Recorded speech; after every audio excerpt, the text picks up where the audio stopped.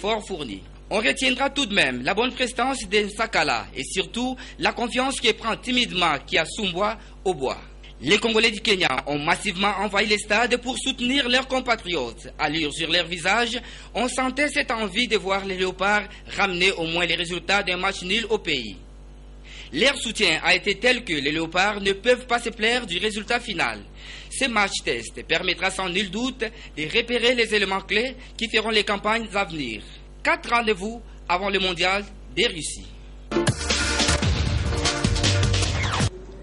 Et voilà, c'est promis, vers la fin de cette émission, on va vous proposer un gros extrait de ce qu'aura été cette rencontre, ces matchs amicaux Kenya, République démocratique du Congo, je voulais dire. Ça sera donc vers la fin et puis ça passera, non pas en français, mais en swahili. Ah, et là, vous allez écouter des choses. C'était agréable. Je crois que nous allons partager ces plaisirs-là avec vous, chers amis téléspectateurs. Mais on se retrouve quand même, cette fois-ci, ce serait pour parler au fait de ces matchs tests. C'est vrai, c'était un match amical, mais un match test également pour savoir quels joueurs utiliser pour les jours à venir avec bien sûr l'équipe nationale A de la République démocratique du Congo. Est-ce que tel que les choses se sont passées, on peut dire que c'était du positif, on a réussi la mission? Sur le marquois, la RDC a perdu de 1, mais sur les fonds, on a senti que c'est une équipe, il y a des jeunes qui pour la première fois, ils ont quand même porté le maillot de la nationale et à l'extérieur. On le sait très bien, la quasi-totalité des joueurs, ils se sont auto-écartés eux-mêmes. En jouant ici à Kinshasa, je me rappelle encore du jeune qui joue le championnat belge. Donc il n'a pas pu s'imposer ici. Et là, à l'extérieur, vous voyez des joueurs comme Bijimine, comme Kakuta. C'est vrai, il a l'expérience de jouer dans Chelsea. Aujourd'hui, il est dans Deportivo de la Coronia. Mais vous sentez qu'il a vraiment l'envie de mieux faire. Vous avez Kabananga, pourquoi pas Bokila, l'axe central tenu par, je dirais, Chancel Mbemba. C'est vrai, il n'a pas vraiment le temps de jouer avec Newcastle. Marcel Tisserand, qui jusqu'aujourd'hui son équipe est toujours relégable, et on a senti qu'ils avaient la ferme motivation. L'absence de Cédric Bakambu a quand même pesé parce qu'en attaque, c'est vrai, on a eu des occasions, on pouvait aussi faire mieux. Nous on a voulu courir derrière les scores, mais quand même il faut se rappeler qu'on a des joueurs. On a senti l'entrée de Niskin Skebano, il a vraiment apporté du punch en attaque, et aussi Paul-Joseph Pokou. Il faut aussi rappeler Marceline que la plupart des joueurs congolais ils ont répondu à l'invitation, mais ils étaient aussi avec quelques bobos, Asite Moubele, Paul-Joseph Pokou, Vital Timba, donc ils avaient quand même des problèmes, pas dans leur cuisse ou dans leur genou, mais ils ont quand même tenu. C'était un match où il fallait quand même répondre présent, mais perdre contre cette équipe, ça nous a un peu, ça fait compter. Le journée FIFA, pourquoi pas classement FIFA, car le Kenya, quand on voit 87e au niveau mondial, 21e au niveau africain, contre les RDC, 6e et 38e. Il n'y a pas match, mais là, on a senti que le public aussi a poussé les Arambestas à la victoire, voire même les RDC ne s'attendaient pas à cette défaite. Vers la fin, même Kiasumwa, Rémi Moulumba, ils étaient vraiment dans leur... ils étaient fâchés. Et surtout avec quand l'arbitre a annulé les buts d'Nkololo. Donc, et il ne tenait pas vraiment à perdre contre cette équipe, mais ça va nous aider à bien aborder le match du mois de juin contre, je dirais, nos voisins, et puis bien négocier la rencontre contre la Tunisie. On sait que oui, notre bête noire en la Tunisie. Souvent quand on rate la Coupe du Monde, ou bien c'est la Tunisie, ou bien c'est aussi les Ghana. Donc là, il faudra bien gérer les prochaines étapes, car là, ça sera les 3 points. Voilà, ce sera les 3 points. Cette fois-ci, c'était juste pour essayer de trouver un positionnement au niveau du classement FIFA. Donc, avec cette défaite, sans nul doute, nous allons un peu baisser. Mais cela n'est pas une fatalité. La République démocratique du Congo, ce qui était important, c'est que nous sommes quand même à même de pouvoir livrer le match amicaux. Et puisque nous en parlons, on va suivre quand même un petit extrait de ce qu'aura été ce match nul entre le Nigeria et le Sénégal, 2 grandes nations du football continental qui ont partagé le point, soit un but partout.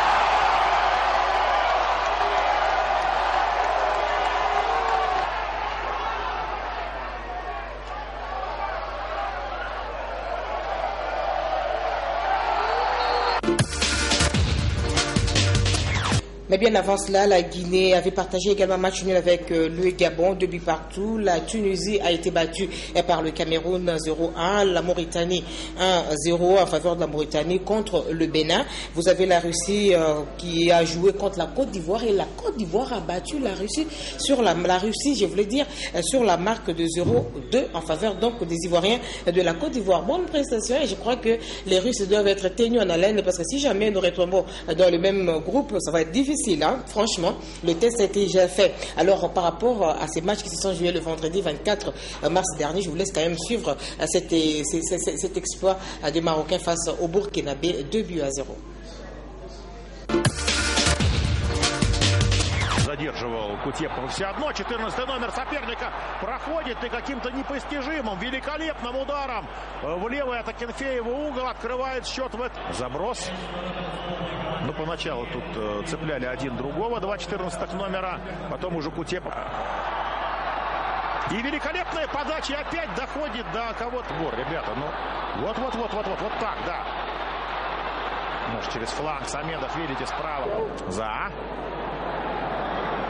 Что делает Уилфред Заа? Что делает Уилфред Заа? Потрясающе. Оба гола его арийцев сегодня просто, восхитители. В ЦСКА порой получались похожие вещи.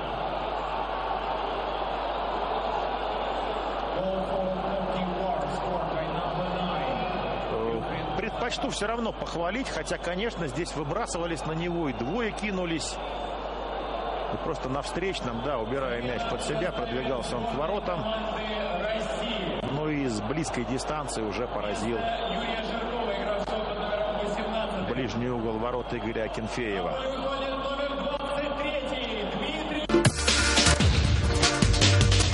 القادمة والدليل بأنه يغيب في معظم لقاءات نادي يوفنتوس. خطيرة، جول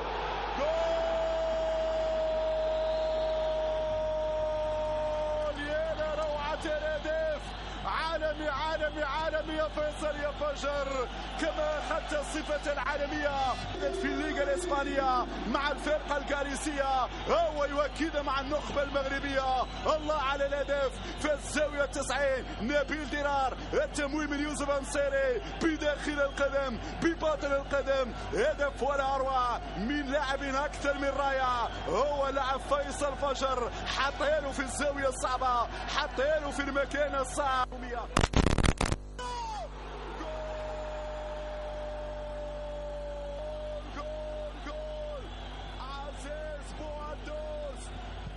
ويقول أنا موجود، أنا حاضر كذلك بتمريراتي، لأن الكرة خرجت من يونس.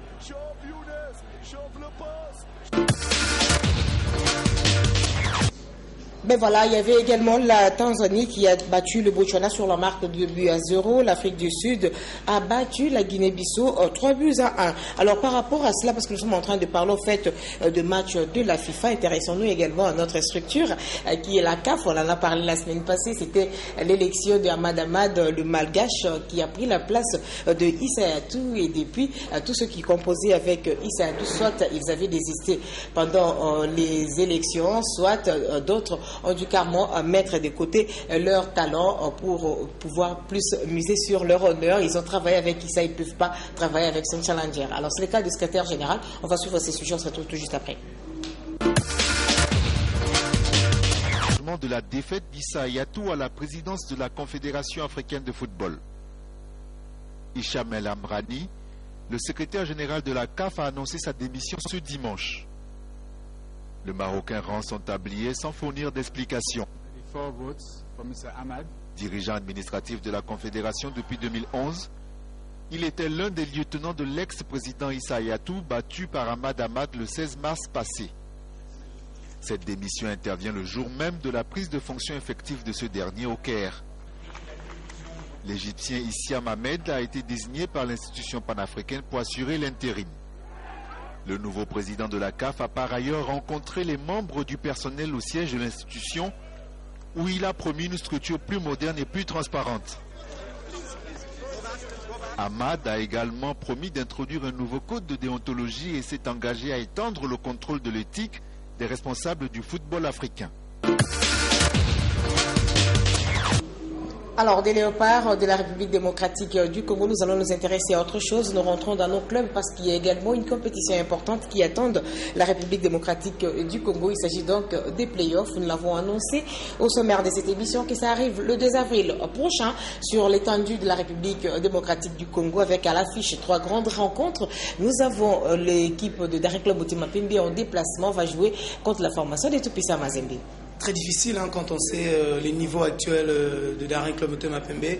C'est vrai, ils sont vraiment décidés cette fois-ci à briser cette malédiction de rester toujours à la maison. Ils ont fait un recrutement, ils ont vraiment des joueurs étoffé leur structure. Quand vous voyez des joueurs comme Ricky Tulengi qui est vraiment au top, je dirais meilleur niveau de sa vie. Quand vous voyez des joueurs comme Vini Bongonga, rien à présenter. Kazadian, des joueurs qui sont déjà mûrs, qui connaissent la compétition africaine, qui ont joué du côté du Chad. Et là, Daring Club Motema Pembe veut bousculer, car on connaissait la hiérarchie c'était Mazembe Club et la troisième position c'était souvent Sanga Balende, Desampe, Lupopo. Et là, Lupopo qui n'est pas là, Daring va essayer, va commencer avec un grand, mais un grand qui est un peu un ballottage défavorable, c'est vrai. Ils se sont remis à un niveau de battre Lupopo, mais on a senti que c'est une équipe qui doute encore le fait déjà de perdre l'entraîneur après une année, après quelques mois seulement. Ça crée déjà du souci là-dedans.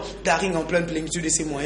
Mazembe qui veut vraiment se réveiller contre Desampe. C'est vraiment le Desampe doit faire le jeu. S'il faut remporter la ligne à foot, on doit commencer par faire douter Mazembe et revenir ici pour essayer de gérer. Car il faut rappeler l'année dernière, Daring avait mal commencé en s'inclinant contre Mungano. Et là, il faut bien commencer à l'extérieur et gérer le match à la maison. Et là, Daring voir déjà l'étoffe, voir l'entraîneur qui avait dit l'année dernière.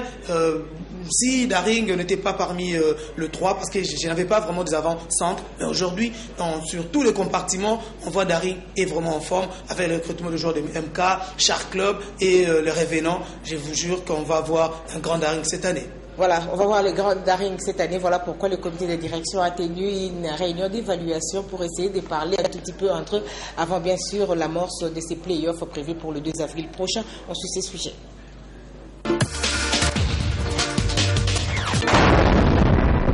Le comité de direction de Daring Club Motema Pembe a noté avec satisfaction les avancées significatives réalisées par le club ainsi que les résultats obtenus au terme de la phase des poules. À cet effet, au nom du club et à celui de tous les membres et supporters de la grande famille vert et blanc, le comité de direction a tenu à s'exprimer ainsi. Le comité de direction exprime toute sa gratitude à tous les Daringmen en général qui, de près ou de loin, ont soutenu leur club. Et en particulier à son tuteur actuel, l'honorable président Obé Minaku, seul à ce jour grand donateur du Daring Club Motema Pembe. Il félicite par ailleurs les supporters pour le comportement exemplaire affiché durant la phase des poules et les encourage au maintien de la même attitude aux playoffs. Ils en ont profité pour faire une mise au point en dénonçant avec la toute dernière énergie tout comportement qui vise l'instrumentalisation du Daring Club Motema Pembe à des fins politiques. Demande à quiconque du DCMP voudrait faire la politique active de bien vouloir séparer ses ambitions aux objectifs du club comme l'a toujours fait notre autorité morale qui jamais il nous a mené la politique dans des rings. La grande commission des supporters de prendre en main toutes ses attributions au contrôle des vestiaires et à la sécurité interne des athlètes et membres du staff. Le comité de Daring Club Motema Pembe promet d'adopter d'autres mesures à l'issue de la réunion du conseil d'administration qui se tiendra incessamment et en profite pour informer l'opinion tant nationale qu'internationale. Bien qu'à politique, le Daring Club Motema Pembe réitère son soutien et obéissance aux lois du pays et aux autorités, plus particulièrement celles des instances du football.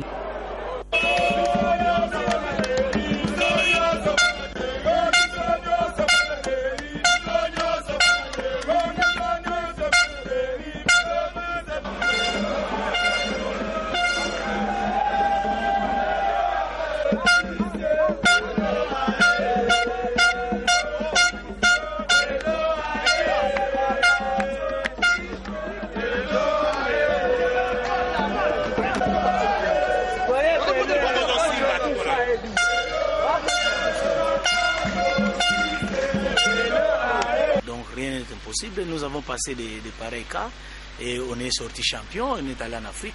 Donc pour tous les supporters, les gens qui supportent l'équipe ne sont pas fatigués. Mais ils demandent aux supporters, ils doivent avoir des retenues parce qu'il y a la justice et nous sommes outillés pour mettre hors d'état de nuire tout le monde qui veut nuire au prestige de l'équipe. Donc ils doivent nous donner le temps de faire des choses pour ne pas casser, ne pas jeter des pierres et ne pas toucher aux arbitres.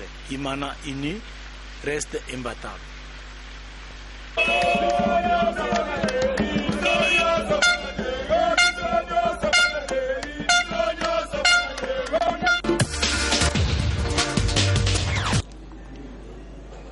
Avec le Motema Pembe, nous sommes intéressés au tout-puissant Mazembe avec bien entendu ce qui s'est passé au Zimbabwe avec l'élimination au niveau de la Champions League africaine. Sylvain Kapombo nous en fait ce récit.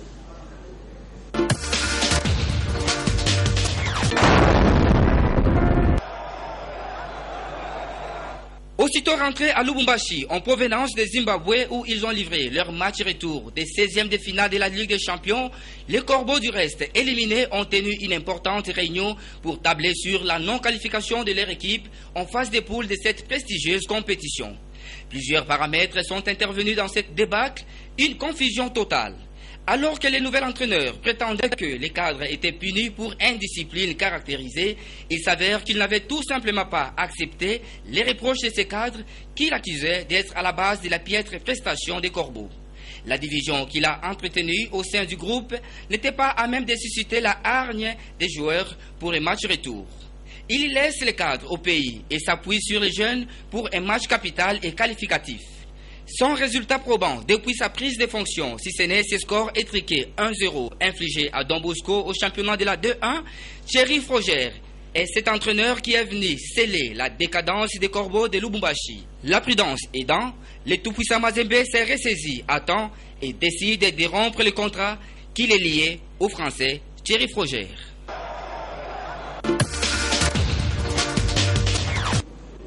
Ben oui, puisque nous sommes en train de parler de tout-puissant Mazembe, on va parler de ses parcours combien court de Thierry Froger, le Français qui a pris la place au niveau du staff technique des Corbeaux de Lubumbashi et n'a pas pu mettre du feu comme on le souhaitait. À un mois seulement, il n'a pas pu s'exprimer comme il se devait. Voilà, il est déjà parti parce que sans résultat dans Mazembe, on n'y restait pas. C'est normal aussi pour un club de football, surtout quand on mise un peu plus d'argent. Les playoffs de la 2-1 approchent, y aller dans l'incertitude et les états d'âme trop prononcés, c'est réduire de moitié les chances de retrouver l'Afrique la saison prochaine. À l'heure actuelle, tout club qualifié affiche ses ambitions, démesurées ou pas. Au lendemain de sa première défaite face à Mamelodi Sundowns en Super Coupe d'Afrique, il avait au cours d'une conférence de presse à Lubumbashi donné sa version d'un footballeur professionnel et surtout de haut niveau. On peut comprendre sa version et son approche. À l'ère de la mondialisation, il est difficile de rouler définitivement à l'Afrique. Le tout-puissant Mazembe est, disons, l'un des clubs thermomètres du continent. Quand tu échoues dans Mazembe, tu as difficile à trouver mieux ailleurs. Puisque nous sommes en train de parler de la formation des tout-puissants Mazembe, il faudra dire qu'ils sont en toute plénitude que cette équipe se retrouve au play-off de la 2-1 de la République démocratique du Congo. Le 2 avril prochain, ce sera le rendez-vous contre les derniers clubs à Motema Pembe. Mais avant d'arriver là, l'équipe de tout-puissant Mazembe avait donc battu la formation de Saint-Éloi à Lupopo sur la marque de 2-0 sous la conduite, bien sûr, de David Mwakasu et Pamphile Miayo. Alors, un grand retour, c'est celui de Trésor Poutumabi qui a été non seulement buteur au cours de cette rencontre, mais également un passeur décisif parce que, en fait, l'équipe de Mazembe a eu raison sur Saint-Éloi Lupopo, score final de 2-1. On va suivre ce reportage de nos confrères de Lubumbashi.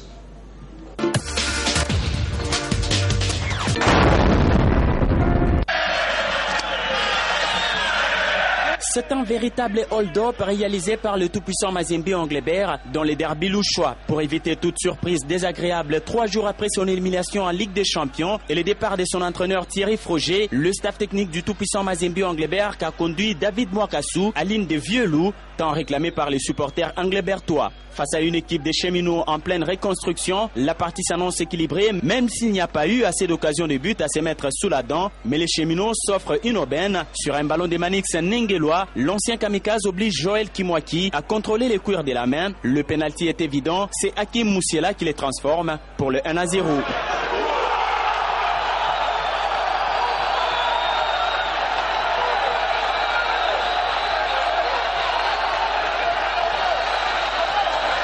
Les Corbeaux ont un retard à refaire dans ce match, mais leur adversaire est sans froid. 1-0 au profit des Loupopo, score qui renvoie les deux équipes au vestiaire à la pause. À la reprise, le TP Mazembe amorce la partie pied au plancher. Sur la première grosse opportunité de cette deuxième moitié de la partie du match, Trésor Mpoutumabi sort sa classe et réussit l'égalisation.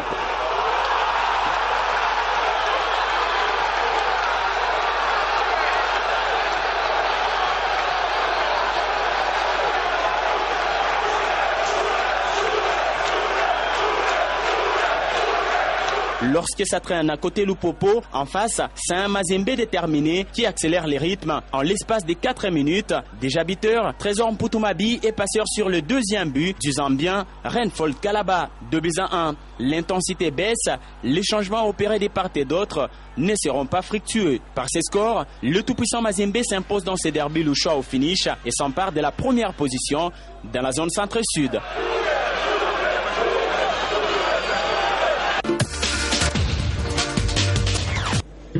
Voilà, nous sommes de retour sur ce plateau. Rapidement, nous allons, après avoir bien sûr suivi ces résumés du match TP Mazembe Saint-Éloi à Loupopo, il y a également l'association sportive V-Club qui va croiser les frères avec Sa Majesté Sanga Balende. Un match, on le sait tous, il y a 2 ans après les échauffourées au Kassai, et là, V-Club arrache toujours... je dirais un match nul, pourquoi pas. Il revient dans la capitale avec un petit point. On sait Sanga Balende est blessé après leur élimination en Coupe de la CAF. Ils veulent rebondir puisque pour tenter encore une aventure l'année prochaine, il faut commencer par bien aussi négocier dès l'entame. C'est vrai, le coach camerounais a eu quand même son baptême et là il va affronter Florent Ibenge, il va affronter l'AS Club, car l'AS Club jusque-là tient toujours à remporter cette Ligue nationale de football, car on le sait, c'est devenu vraiment je dirais la proie du tout-puissant Mazembe. Et il faut commencer par bien négocier son déplacement au Kassai face à une équipe aussi très solide. Quand on revoit que Sanga Balende a échoué au tir au but contre le club soudanais, et là ils veulent confirmer ou faire montrer à leur public que c'est un peu l'effet de ne pas jouer quelques matchs de la Ligue nationale de football, ça les a un peu fauchés. Ils ont été surpris comme ça et se faire débarquer par une formation inconnue, je dirais donc un nom qu'on ne fait que maîtriser jusque-là. Et Sanga Balende, tout passera par là, car il faut rappeler qu'aujourd'hui c'est V-Club qui quand même, il faut compter 2014, V-Club joue la finale, 2015 écarté en Coupe de la CAF et encore en Champions League, 2016 écarté pour avoir aligné un joueur litigieux, et là V-Club confirme en entrant dans la phase décisive des poules, et là il faudra réussir leur déplacement pour essayer de bien négocier quelques jours après contre la formation de Don Bosco. Donc c'est quand même un calendrier qui est très chargé si on met en quarantaine les deux équipes de l'Est. Donc il faudra qu'il y aura des derbys, car l'année dernière on avait Shark Club, et là c'est la Renaissance du Congo. Donc il n'y aura pas de cadeaux, que ce soit à la capitale ou en déplacement. Donc il faudra bien gérer à l'extérieur et aussi à domicile. Voilà, on va bien gérer à domicile. Nous sommes en train de parler Football Club Renaissance. Il faudra noter, contrairement au tout-puissant Mazembe qui a limogé, tiré Froger après un faux résultat réalisé en Afrique, et bien voilà, du côté de Football Club Renaissance, on continue à garder le coach ivoirien François. Il est là en place. Certainement, lui va conduire l'équipe au play-off. Nous avons réfléchi à propos et je voulais suivre encore une fois de plus ces commentaires rendus par Sylvain Kepombo Bosengele.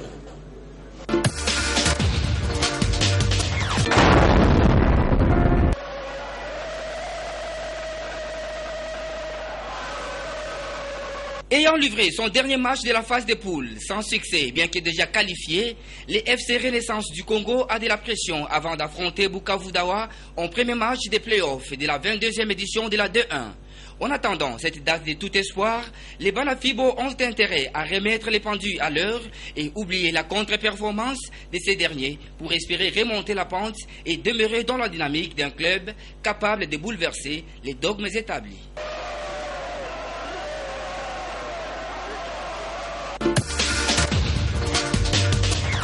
Alors nous étions en train de parler de Football Club Renaissance. Le premier match, ce sera face à Bukavu Dawa.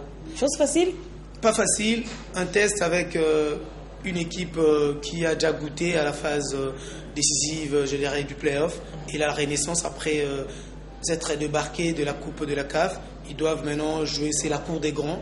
Quand vous matchez Bukavu Dawa, demain ça sera Mungano.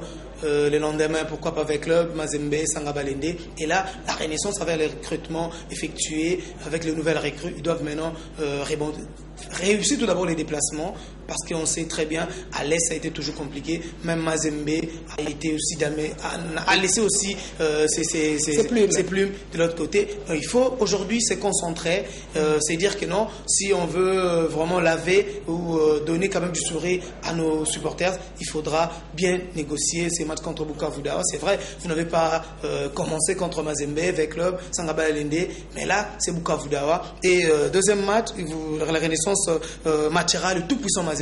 Donc c'est vraiment tout d'abord un bon test pour le début et bien préparer la réception du tout-puissant Mazembe quand on sait Mazembe ne laisse pas ça fait déjà je dirais 5 ans que Mazembe s'impose ou part avec un petit point ici à Kinshasa. Donc si la Renaissance du Congo arrivera à briser ces mythes, eh ben, on dira bravo. Ah ben voilà, on dira bravo. Voilà, nous sommes lentement mais sûrement en train de chuter. Dans cette émission, on va parler du sujet qui nous concerne. Ce sujet-là, nous l'avons dit la semaine passée, il s'agit donc du comité olympique congolais et les élections qui tardent toujours à être organisées. Certains dirigeants avaient demandé à l'organisation de l'Assemblée générale extraordinaire, quelque chose comme ça, Assemblée générale extraordinaire, des clarifications. Bon, ben, finalement, il a été accordé par le président sortant, mais est-ce que l'ensemble du comité est d'accord pour que cette assemblée puisse avoir lieu? Ce sont des grandes questions que nous nous posons. Est-ce que ces élections auront finalement lieu? Il a été prévu le 25 mars dernier. Voilà, le mois des femmes est passé et on ne sait pas. Est-ce que ce sera au mois d'avril, ce sera au mois de mai, ce sera quand finalement? Bon, on va aller de concession en concession. Je crois que c'est le seul processus que les Congolais apprécient le plus. Voilà, quand on revoit, il y a eu on recevait les différents présidents de fédérations pour essayer d'en parler. Et de l'autre côté, il y avait quelques membres des fédérations qui s'est ligués aussi pour demander les élections. Et là, on vient de nous dire qu'il y aura les élections vont se tenir, je dirais, les 13 avril. Donc c'est quand même une date. On ne sait pas si ça une date avancée ou bien techniquement vous pensez que c'est possible que cela puisse avoir lieu en cette date précise? Bon, eux ils ont dit halte aux rumeurs. Donc les 13 avril, il y aura bel et bien élection au comité olympique. Est-ce que vous avez une idée sur les candidats qui ont postulé à différents postes? Jusque-là, il faut rappeler qu'Alain Badiachile tient coûte que coûte à y être. Il y a encore Amos Mbaye. C'est le secrétaire du comité sortant. Qui veut maintenant briguer le mandat, puisque c'est lui qui veut prendre la présidence. C'est lui qui signe, c'est lui qui représente le comité olympique à l'extérieur. Et là, il a dit, bon, pourquoi pas être aujourd'hui à la tête, et Amos Mbaye qui ne compte pas lâcher prise. Il y a encore Herman Mbonyo qui veut aussi être président du corps. Oui, mais avant, il était rejeté. C'était parce qu'on avait estimé que les rugby ne faisaient pas partir de sphère olympique, c'est ça? Oui, mais maintenant là, il tient coûte que coûte. Avec la maximisation de réunion, il a confirmé qu'il sera candidat. Les autres... Et on a approuvé sa candidature? Oui, on a approuvé, mais on attend alors... parce que c'est au niveau du secrétariat général au sport. Là, on attend, puisque là, lui, il confirme que je serai candidat. Et d'autre côté, on réfute. Ben là, on attend le 13 avril si bel et bien Herman Mbonyo sera de la partie. Voilà, justement, pour nos amis téléspectateurs, le lundi prochain, on fera quand même part belle le basketball congolais parce que ça commence à reprendre un tout petit peu. Ça nous fait énormément plaisir de savoir que pendant plusieurs années, en tout cas, nous y allons aux éliminatoires, nous sortons toujours deuxième, troisième. On n'arrive pas à arracher la qualification, mais cette fois-ci, c'est la bonne, c'est la meilleure. Nous avons pu y aller. Bon, les sponsorings officiels, on ne sait pas, mais en tout cas, il semble qu'il y a une petite main noire qui, de temps en temps, aide quand même le basketball de la République démocratique du Congo à aller de l'avant. C'est ce que nous allons essayer de comprendre et de savoir. Comme ça, le lundi prochain, vous aurez tous les détails à propos. Mais en tout cas, félicitations à nos vaillants basketteurs de la République démocratique du Congo pour cette qualification. Peut-être qu'on reparlera du basket et pourquoi pas revoir également les quotas au niveau du gouvernement, ne pas faire des interventions sporadiques, mais il faudra que ça soit ferme, choisir quand même des disciplines capables de pouvoir faire plaisir à un grand nombre de supporters ou à un grand nombre de la population de la République démocratique du Congo. Je crois que le basket était plus prisé à un certain moment. Le football, on n'en parlait même pas comme on le fait aujourd'hui. C'était le basket, curieusement dans notre pays, au lieu d'ajouter à chaque fois pour que l'autre soit là, il faut qu'on élimine celui qui était en place. C'est comme cela. Donc le basket avait cédé la place au football. Peut-être qu'avec cette qualification, le basket pourra devenir son challenger et ensemble on pourra convoler comme ça, parler des 2, 3, 4 disciplines sportives dans un pays qui marche bien. Ça sera quand même une très très bonne chose. Alors on va quitter nos téléspectateurs. Est-ce qu'il y a un dernier message à leur adresser par rapport au play-off qui démarre le 2 avril prochain? On peut seulement leur demander le fair play. On sait que le football, on n'y a que 3 résultats, la victoire, la défaite. C'est vrai qu'il y a 8 clubs qui vont vraiment s'en découdre pour 3 places seulement. Donc il faut déjà se préparer, ça reste encore une semaine, donc il faut se préparer, mettre toutes les batteries en marche pour essayer d'être parmi les 3 élus, puisque là, au cas contraire, venir détruire le stade ou pousser l'arbitre à gâcher la fête, c'est pas normal. Ou à casser les matériels des organes de presse. C'est un peu ça, car on voit chaque fois Marseille se réveille. Et aujourd'hui, Marseille qui prend 4, qui prend 3 contre Monaco, ils sont en train d'investir. On sait qu'aujourd'hui, on n'est pas capable de battre PSG ou Monaco, mais demain, on peut le faire. Donc là, ils doivent se préparer. La Révolution du Congo a envie d'y retourner en Afrique. Sangaba Lende aussi, Club et Mazembe qui sont devenus les éternels représentants de la RDC dans le chiquier international. Donc là, ils sont aussi super motivés pour essayer d'être toujours le premier ou le deuxième. Voilà. C'est maintenant aux équipes restantes de faire le mieux. On n'exclut pas non plus les chances de nos amis de l'Est, Bukavu Dawa, Mungano. Vous avez aussi votre chance. C'est bien entamé et bien terminé. Voilà, il était déterminé aujourd'hui à plus parler. Il l'a fait. Donc merci Borel Mukendi pour toutes ces interventions. Nous disons également merci à vous, chers amis téléspectateurs, qui avez été là, nombreux branchés sur Antena pour pouvoir suivre cette émission Sportissimo. 45 minutes, c'est vrai, ça passe vite, mais nous n'allons pas vous laisser comme ça, comme je l'ai promis au début de cette émission. Nous allons donc vous proposer un gros résumé de ce qu'aura été ces matchs amicaux entre le Kenya et la République démocratique du Congo. Donc les Léopards contre les Harambee Stars, c'était le dimanche dernier, mais cette fois-ci, je vous propose ce résumé commenté par nos confrères Kenya, mais c'était en Swahili, et là pour eux, au Lungwe, c'est Igwe comme le disent le Nigeria, Igwe, mais franchement, il est le véritable Igwe parce qu'il a flanqué quand même 3 buts à la République démocratique du Congo, en aller tout comme au retour. Ça veut dire que c'est quand même un joueur de talent. Peut-être que demain, il pourra se retrouver dans les sièges des clubs de la République démocratique du Congo. Qui sait? Allez, je vous laisse suivre ce résumé, chers amis. Kijana Fabrice Nsakala aregesha katikati kule kwa mwenzie ambaye ni Mulumba ambaye anabadilisha wingi pasavyo kwake Mbemba chezo, lakini wa Kenya wanakataa kata inakuwa ni counter. Sasa hivi wanapiga pembeni panda kweli kweli, wanaingia kijana hatari katika lango la vijana wa timu ya Chui. Changa mabaki na kubali piga bazoka, wanapata bao kijana Michael Olunga anapatia vijana wa nyumbani goli tamu, goli nzuri, goli wa shira ambalo ni fresh sana. Huyu kijana Michael Olunga ndiye dawa ya timu ya DRC, akawafunga kule nyumbani. Zimekatika dakika 5 sekunde 48. Sasa hivi anaipa timu ya taifa Harambee Stars bao la kufungua mambo hapa. Huenda tukashuhudia hata mabao zaidi. Mashabiki wanafurahia, mashabiki wanatabasamu kweli, wanajaribu kuimba kushangilia timu ya Kenya ambayo inapata goli la kwanza. Ni kijana jezi 5 mgongoni, fahamika kwa vitu vyake. Brian Mandela alicheza kabisa vema. Brian Mandela akamtafuta Olunga katuliza, akamkunja mchezaji kijana yule Mbeba, akaachilia bazoka na goalkeeper Joel Kiasumbau nzuri, mahali patamu, vuta kasi, zamisha kitu, bao, wanapata bao la kusawazisha. Ni bao ambalo limechongwa kusema kweli, likachongoka, bao fresh kabisa kutoka kwa mchezaji yule Kakuta. Goli tamu kweli kweli. Wanasema fimbu. Hivi sasa wamelipata fimbu. Mashabiki wa nyumbani wamenyamaza. Wale mashabiki wa DR Congo ambao wamefika kiasi cha haja sasa, nadhani kelele tutazisikia kwa umbali baada ya Gael Kakuta kuweza kuwapatia bao la kusawazisha hapa katika uwanja wa Kenyatta mjini Machakos. Raha iliyoje kwa wale mashabiki waliosafiri kilomita nyingi kufika hapa. Wengine nadhani ni wakazi wa hapa. Angalia free kick tamu, free kick babake, free kick ambayo imekwenda shule, free kick sema kweli ambayo imeweza kuchongwa kwa njia tamu kabisa. Mbeni kijana Fabrice yule katikati ya uwanja cheza na kijana yule ambaye ni Mulumba anacheza naye Fabrice tena Msakala kwake Msakala cheza ngoma refu, mambo yanakuwa ni visivi. Dakika ni 70 sasa hivi. Wakati mambo bado Kenya jaribu kucheza ile counter hatari, piga bazoka, bao la pili wanapata Kenya, bao la pili Olunga anapata, anafunga goli la pili kijana Olunga.